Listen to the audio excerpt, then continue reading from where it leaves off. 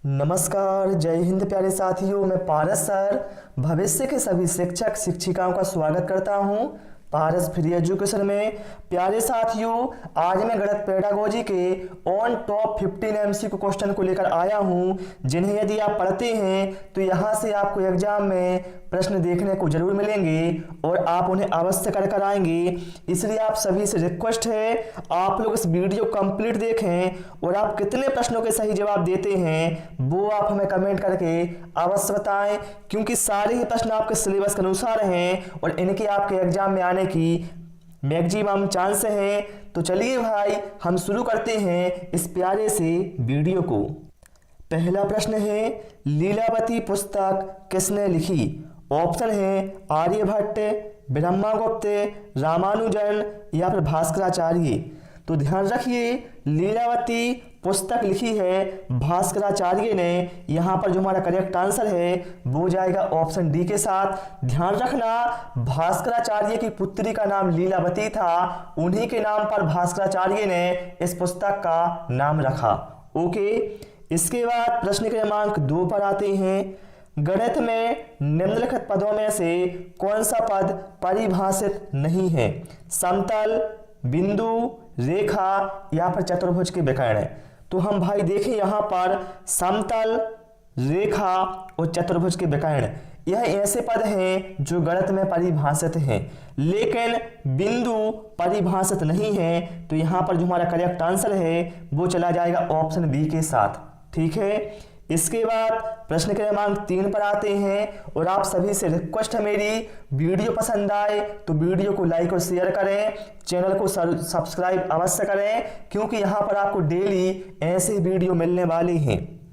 किन्हीं दो परिमेय संख्याओं के बीच बताइए, किन्हीं दो परिमेय संख्याओं के बीच कितनी परिमेय संख्या होती हैं? ऑप्शन है कोई परिमेय संख्या नहीं होती, केवल एक परिमेय संख्या होती है, अनंत परिमेय संख्या होती हैं, या फिर केवल एक परिमेय संख्या और कोई अपरिमेय संख्या नहीं होती।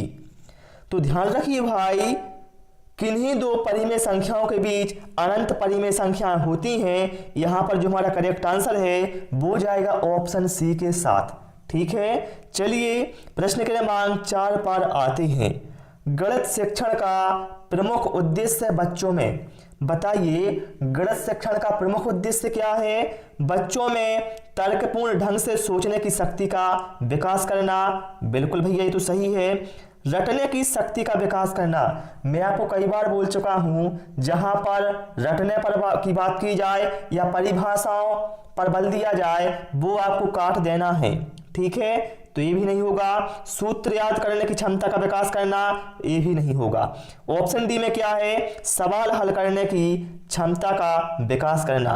तो देखिए यहाँ पर ऑप्शन डी और ऑप्शन ए में से जो करेक्ट आंसर है वो होगा ऑप्शन ए, क्योंकि हम सभी जानते हैं गणित की प्रकृति कैसी है? तार्किक। तो गणित शिक्षण का प्रमुख उद्देश्य क्या है? तर्कपूर्ण ढंग से सोचने की शक्ति का विकास करना। ओके, इसके बाद हम प्रश्न क्रमांक 5 पर आ जाते हैं। गणित की अच्छी पाठ्य पुस्तक की क्या विशेषता होनी चाहिए? हल किए हुए अनेक उदाहरण तथा अभ्यास के कुछ प्रश्न होने चाहिए। देखिए, हम सभी जानते हैं गणित भाई एक ऐसा विषय है, जितना आप इसका अभ्यास करेंगे उतना अधिक निखरेगा। लेकिन यहाँ पर क्या है, कुछ अभ्यास प्रश्नों की बात की गई है तो ये गलत बात है, इसलिए इसको हमने यहाँ पर क्रॉस कर दिया।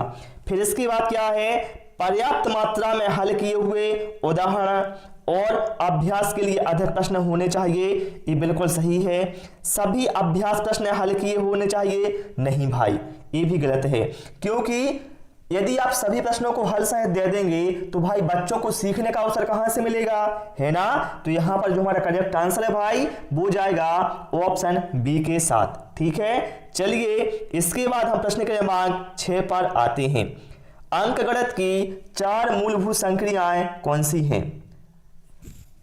ऑप्शन है योग, भाग, परिमाप और क्षेत्रफल ज्ञात करना, परिकलन, संगणना, रचना करना और समीकरण बनाना, योग, गुणा भिन्नों का दशमलव बदलना और सम आकृतियों की रचना करना, या फिर योग, व्यवकलन, गुणा और भाग। तो ध्यान रखिए, अंकगणित की 4 मूलभूत संक्रियाएं होती हैं। योग मतलब जोड़ना, व्यवकलन मतलब घटाना, गुणा और भाग, ये होती है अंकगणित की 4 मूलभूत संक्रियाएं। इसलिए यहां पर जो हमारा करेक्ट आंसर है वो चला जाएगा ऑप्शन डी के साथ। ठीक है, चलिए प्रश्न क्रमांक 7 पर आते हैं। और यदि भैया किसी को कोई डाउट रहता है तो आप हमें कमेंट बॉक्स में जरूर पूछ सकते हैं। चलिए यहां पर क्या कहा गया है, निम्नलिखित में से गणित अध्यापन का कौन सा शैक्षणिक तरीका सबसे अच्छा है। देखिए, जहां पर आपको सबसे अच्छा तरीका पता करना हो तो वहां पर भैया आपको 4 ऑप्शन पढ़ने होते हैं, फिर जो सबसे अच्छा है उसको आपको आंसर में देना होता है। तो देखिए यहां पर कहा गया है, शिक्षार्थियों को उनकी विद्यमान शक्तियों को विकसित करने के लिए प्रोत्साहित करना, केवल कमियां देखकर उतना ही पढ़ाना, ये तो भैया गलत है। केवल गैप्स को देखकर उन्हें दूर करना नहीं, हर शिक्षार्थी को एक तरह से पढ़ाना नहीं मेरे भाई, हर शिक्षार्थी को आपको एक तरह से नहीं पढ़ाना है, बल्कि जो शिक्षार्थी है उसकी जो योग्यता है उसी के अनुसार आपको उसे पढ़ाना है। ठीक है, इसलिए हमने इसको क्रॉस कर दिया। जो यहां पर हमारा करेक्ट आंसर है वो जाएगा ऑप्शन ए के साथ, शिक्षार्थियों को उनकी विद्यमान क्षमताओं को विकसित करने के लिए प्रोत्साहित करना। ठीक है, जिससे क्या है भैया, गणित शिक्षण में जो अधिगम है वो आसानी से होगा। चलिए प्रश्न क्रमांक 8 पर आते हैं। कक्षा में गणित अध्यापक द्वारा विद्यार्थियों के साथ एक अच्छा संबंध विकसित करने के लिए उसे बताइए क्या करना चाहिए। सभी के साथ मित्रतापूर्ण व्यवहार करें, अच्छे से बात करे, बच्चों से प्यार करे या फिर व्यक्तिगत ध्यान दे।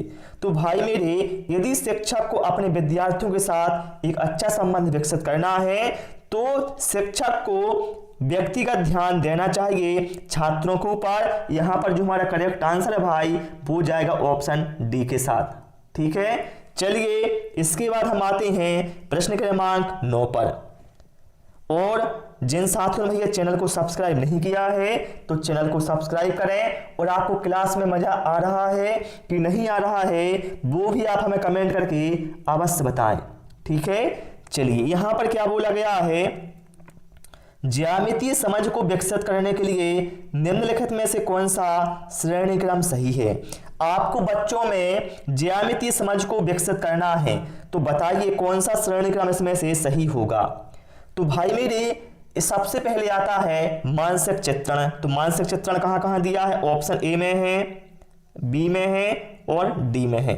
फिर इसके बाद आना चाहिए भैया विश्लेषण। तो विश्लेषण कहां दिया है, इसमें दिया है, इसमें दिया है। ठीक है, बी और डी बचे। अब फिर इसके बाद क्या आना चाहिए, औपचारिक निगमन आना चाहिए। तो औपचारिक निगमन किसमें दिया है, इसमें दिया है। इसमें क्या अनौपचारिक है तो ये तो काट दो। फिर औपचारिक निगमन के बाद आना चाहिए अनौपचारिक निगमन। तो यहां पर जो हमारा करेक्ट आंसर भैया वो चला जाएगा ऑप्शन डी के साथ। सबसे पहले मानसिक चित्रण, फिर विश्लेषण, फिर औपचारिक निगमन और उसके बाद अनौपचारिक निगमन। ओके, चलिए इसके बाद भैया हम आते हैं प्रश्न क्रमांक 10 के ऊपर। मैं आपको सारे प्रश्नों की जो थ्योरी है भैया इसलिए बता देता हूं जिससे आपका जो कॉन्सेप्ट भैया प्रश्न को लेकर वो क्लियर साथ साथ होता जाए। आयत का क्षेत्रफल ज्ञात करने हेतु आवश्यकता होती है प्रक्रियात्मक ज्ञान, अवधारणात्मक ज्ञान, प्रक्रियात्मक एवं अवधारणात्मक ज्ञान या फिर उपरोक्त में से कोई नहीं। तो देखिए भैया, यदि आपको आयत का क्षेत्रफल ज्ञात करना है तो इसके लिए आपको आवश्यक क्या क्या है। सबसे पहले भैया आपको आकृति का ज्ञान होना चाहिए कि आयत की जो आकृति है वो कैसी होती है। फिर उसके बाद आपको आयत के बारे में जो अवधारणा है उनका भी ज्ञान होना आवश्यक है। फिर उसके बाद आपको हल करने की प्रक्रिया का पता होना चाहिए कि आयत का क्षेत्रफल हम कैसे निकालेंगे, लंबाई गुणित चौड़ाई से। अर्थात हम कह सकते हैं इसके लिए हमें प्रक्रियात्मक और अवधारणात्मक इन दोनों तरह के ज्ञान की आवश्यकता होगी। तो यहां पर जो हमारा करेक्ट आंसर है वो चला जाएगा ऑप्शन सी के साथ। समझ गए आप लोग, कोई डाउट तो नहीं किसी को हो भैया तो आप कमेंट कर देना। ठीक है, चलिए प्रश्न क्रमांक 11 पर आते हैं। अब देखिए प्रश्न आसान है, प्रश्न देखकर कभी भी डरा मत करो कि प्रश्न कठिन है। ठीक है, घातांक का कार्य करते हुए एक शिक्षार्थी की नोटबुक में जो कार्य देखा गया वह इस प्रकार है। देखिए शिक्षार्थी की नोटबुक में कार्य देखा गया, घातांक का जो कार्य था वो किस तरह से था, देखिए 4 के ऊपर 3 की घात गुणित 4 के ऊपर 2 की घात बराबर क्या है 4 के ऊपर 5 की घात। भैया हम सभी जानते हैं आधार समान होने पर घातें क्या है जुड़ जाती हैं। तो देखिए यहाँ पर 4 और 4 आधार क्या है समान है, तो घातें क्या है जुड़ जाएंगी 3 और 2 5, मतलब ये सही किया। फिर यहाँ पर देखिए 6 के ऊपर 4 की घात गुणित 6 के ऊपर 4 की घात, तो यहाँ भी होगा क्या है आधार समान होने पर घातें जुड़ जाएंगी, तो 6 के ऊपर क्या हो जाएगी 4 और 4 8 की घात, बिल्कुल सही है। लेकिन ऑप्शन यहाँ पर देखिए इसमें 7 के ऊपर 3 की घात गुणित 3 के ऊपर 7 की घात बराबर क्या है 21 के ऊपर 10 की घात, जो कि उसने क्या है गलत किया है यहाँ पर। ठीक है, अब बताना है शिक्षार्थी को यह समझ नहीं आया कि खालिस्तान कैसे किया जाता है। बताइए शिक्षार्थी को यहां पर कौन सा समझ में नहीं आया, घातांकों का योग और गुणन। भैया ये तो उसने सही किया है, ठीक है ये तो समझ में से आ गया है। फिर क्या है समान आधार वाली संख्याओं का गुणा, तो देखिए भैया समान आधार वाली संख्याओं का गुणा, तो यहां पर उसने बिल्कुल सही किया है। फिर क्या है अलग अलग आधार वाली संख्याओं का गुणन, तो बिल्कुल यहां पर जो हमारा करेक्ट आंसर है वो जाएगा ऑप्शन सी के साथ। यहां पर क्या है 7 के ऊपर 3 की घात है और उसमें गुणा करना है 3 के ऊपर 7 की घात, मतलब यहां पर क्या आधार अलग अलग हैं, तो यह उसको यहां पर समझ नहीं आया। ठीक है, चलिए इसके बाद भैया हम प्रश्न क्रमांक 12 पर आते हैं। शिक्षार्थी के गणितीय निष्पादन अवरोधन के साथ संबंधित चाक्षुष स्मृति अवरोध का संभावित संकेतक है। ऑप्शन क्या है संख्या रेखा का प्रयोग करने में कठिनाई, नहीं मेरे भाई। एक क्रम में गणना में कठिनाई, नहीं। छोटे परिचालनों के साथ व्यवहार करने में कठिनाई, नहीं। बल्कि यहां पर जो हमारा करेक्ट आंसर है भाई वो जाएगा ऑप्शन डी के साथ। ध्यान रखिए चाक्षुष स्मृति सर्वाधिक बाधाग्रस्त संबंधी तथ्यों को समझने के लिए आवश्यक तत्व होता है। ठीक है, चलिए इसके बाद भैया हम प्रश्न क्रमांक 13 पर आते हैं। कहा गया है प्रमाण से प्रत्यक्ष की ओर किस शिक्षण विधि से संबंधित है। अब भैया आपने बहुत पढ़ा है नियम से उदाहरण, उदाहरण से नियम, लेकिन यहां पर थोड़ा प्रश्न घुमा दिया है। प्रमाण से प्रत्यक्ष की ओर बताइए किस शिक्षण विधि में होता है प्रमाण से प्रत्यक्ष की ओर। तो देखिए भैया प्रमाण का मतलब क्या है, प्रमाण क्या है भैया जो नियम होते हैं वो कैसे होते हैं प्रमाणक होते हैं, और प्रत्यक्ष मतलब क्या है जो आपके सामने हो, मतलब उदाहरण। तो हम यहां पर कह सकते हैं नियम से उदाहरण की यहां पर बात हो रही है, तो यहां पर भैया जो हमारा करेक्ट आंसर है वो जाएगा ऑप्शन बी के साथ। ठीक है, निगमन विधि में तथ्यों से उदाहरण की ओर जाते हैं, इसमें क्या है प्रमाण से प्रत्यक्ष की विवेचना किया जाता है। चलिए प्रश्न क्रमांक 14 पर आते हैं। प्राथमिक स्तर के बच्चों को दी गई आकृतियों को उनकी दिखावट के आधार पर वर्गीकृत करने के योग्य है। बेन हिले के अनुसार वह ज्यामितीय के खालिस्तान स्तर पर है। देखिए भैया यदि बच्चा प्राथमिक स्तर का बच्चा दी गई आकृतियों को उनकी दिखावट के आधार पर वर्गीकृत करने के योग्य होता है, तो बेन हिले के अनुसार भैया वह बच्चा है वह ज्यामितीय के मानसिक चित्रण पर होता है, मानसिक चित्रण स्तर पर होता है। यहां पर जो हमारा करेक्ट आंसर है ऑप्शन डी के साथ चला जाएगा। ठीक है, देखिए मानसिक चित्रण स्तर पर क्या होता है भाई जो बच्चे हैं वस्तुओं का वर्गीकरण भैया देखकर करते हैं। जैसे मान लो बच्चे से आपने कहा कि भैया आप एक नीला डिब्बा चुने, तो बच्चा क्या है भैया नीला डिब्बा ही चुनेगा, चाहे उसकी आकृति कुछ भी हो, उसे आकृति से मतलब नहीं, उसे किससे मतलब है नीले से। ओके, चलिए प्रश्न क्रमांक 15 पर आते हैं।